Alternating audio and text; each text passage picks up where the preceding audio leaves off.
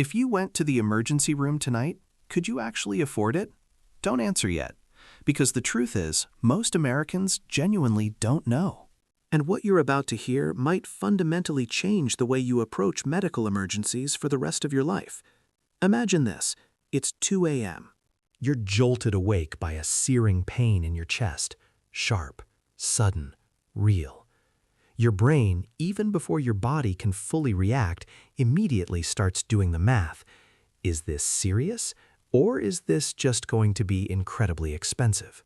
That agonizing hesitation, that split second of financial fear warring with the instinct for self-preservation, it's a moment experienced by millions of people across the country every single year. And tonight, we're going to break down the question everyone asks but few truly understand. If you go to the ER in America, who actually pays? Because the answer is not simple, it's not obvious, and it's definitely not what most people think. Before we dive deeper, let's do a quick test. Do you believe the emergency room is free if it's a genuine emergency? Yes or no? Just hold that answer in your mind for a moment. We'll come back to it later. Here's the first crucial rule, one that surprises almost everyone.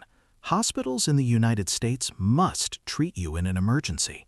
It's the law. This means no money is required up front, no insurance is needed, no pre-approval is demanded. If your condition is serious, they are legally obligated to stabilize you first, without question or delay. That part, the part about getting immediate care when your life is on the line, that part is absolutely real. That part is true. But here's the twist, the critical detail that nobody seems to explain clearly, and it's where the hidden costs begin to emerge. Treatment is guaranteed, but payment is absolutely not waived. The bill, that inevitable reckoning, always comes later. It doesn't disappear just because you needed urgent help. Now, let's talk about what's happening while doctors and nurses are focused entirely on saving you. A silent, relentless system running in the background, a system you absolutely do not see. Billing. Every single thing that is done to you, every procedure, every item used is meticulously recorded. Did they do a blood test? Logged. Did they apply a bandage? Logged. Did a doctor just look at you, assess your condition for 5 minutes, and offer an opinion? Logged. Did they hook you up to IV fluids? Logged. Emergency room care isn't billed like a simple meal where you see a price next to each dish. It's billed more like a grocery cart with 70 different unmarked items. You just keep adding things, one after another, and you don't see the total until you finally reach the checkout counter, hours or even days later. But wait until you hear this next part, because this is where people truly get shocked after they've returned home, relieved that their emergency is over. You usually don't receive just one bill, you might get 5. Most people naturally assume that an ER visit results in a single consolidated charge. But that is rarely the case. You could easily receive entirely separate bills from various entities involved in your care.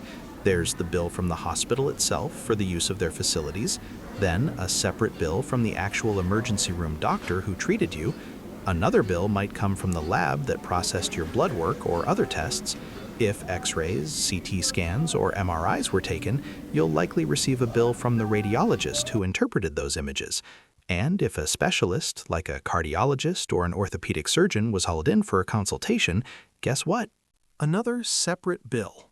All from the same visit, on the same night, in the same room, yet different bills, each with its own charges and payment expectations. Why? Because many of those providers, the doctors, the radiologists, the lab technicians, are technically separate businesses, individual practitioners or groups working inside the hospital but not directly employed by it. So when you hear someone say, "My ER visit cost way more than I expected," this complex multi-party billing system is often the precise reason why. It's a fundamental part of the hidden cost structure, where the sum of its parts is far greater and more confusing than any single charge you might anticipate. So, if hearing someone say, "My ER visit cost way more than I expected," often points to this complex, multi-party billing system, where the sum of its parts is far greater and more confusing than any single charge you might anticipate. Then the next logical question isn't just how these bills appear, but who actually foots them. This is where the answer changes dramatically based on your personal situation, and understanding these distinctions is crucial because one small detail can literally shift your bill by thousands of dollars. Let's break down the most common scenarios. First, if you're fortunate enough to have what most consider good insurance, you might assume a large portion of the cost is covered.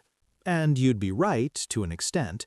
Your insurance company will pay a significant part of the bill, but it rarely means zero for you.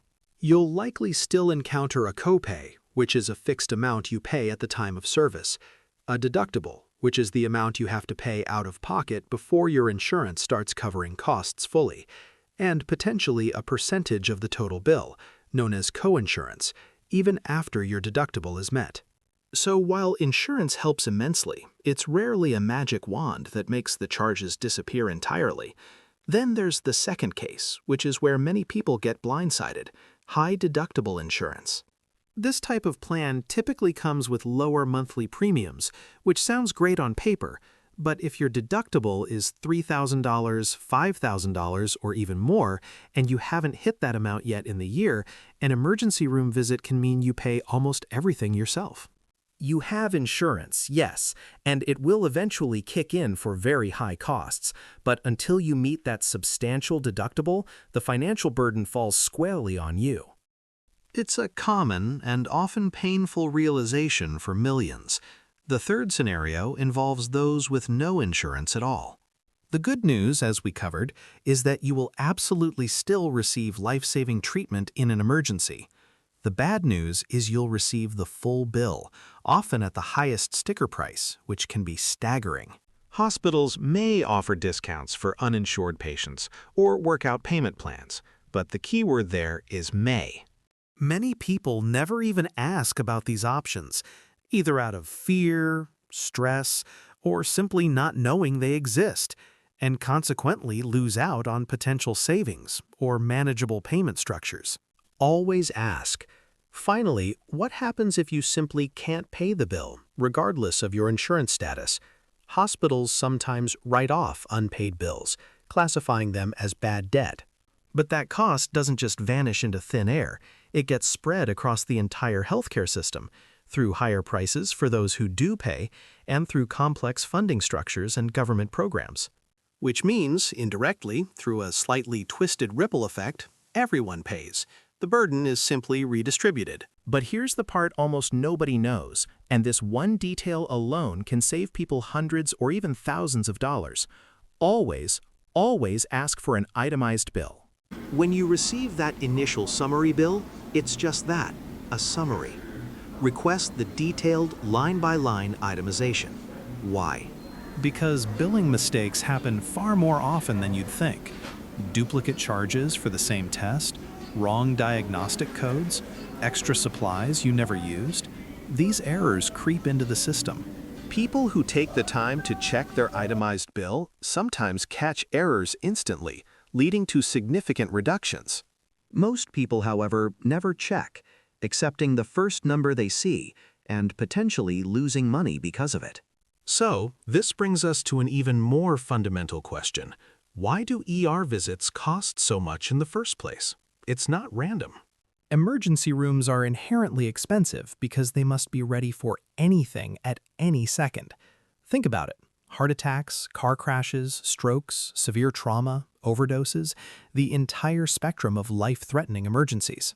That means specialized doctors, nurses, advanced medical machines, and fully equipped rooms must be on standby, ready 24 hours a day, 7 days a week, even if nobody walks in the door for an hour, or 3, or an entire night. You're not just paying for the treatment you receive, you're also paying for the readiness of that entire complex system to save your life at a moment's notice. It's an insurance policy for the community, paid for by those who use it, and sometimes those who don't. And in just a minute, I'm going to tell you the single smartest thing Americans do to avoid massive ER bills, a strategy that can save you thousands. But first, There's something even more surprising about these bills that often catches people completely off guard. It's what I call the ambulance trap. If your emergency is severe enough that you arrive at the hospital by ambulance, that's often yet another separate bill. Yes, you can be billed for the ambulance service itself, the emergency room visit, and the ER doctor's services.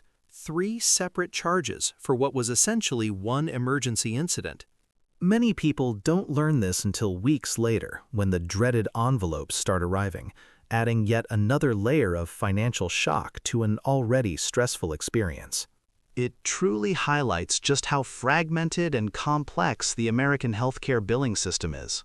Now, for that single smartest strategy I promised, the one thing people who truly understand the system do differently to navigate these waters. They choose the right place for their care. The emergency room is designed for life-threatening situations. Think chest pain, severe trauma, sudden paralysis, uncontrollable bleeding. Urgent care centers, on the other hand, are for non-life-threatening problems that still require immediate attention, like a nasty flu, a sprained ankle, a minor cut that needs stitches, or a sudden infection.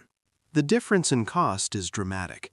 Urgent care is exponentially cheaper than an emergency room visit for the same non-life-threatening condition.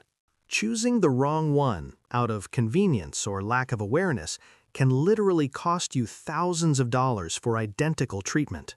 Understanding this distinction is perhaps the most powerful piece of advice for protecting your wallet while still getting necessary care.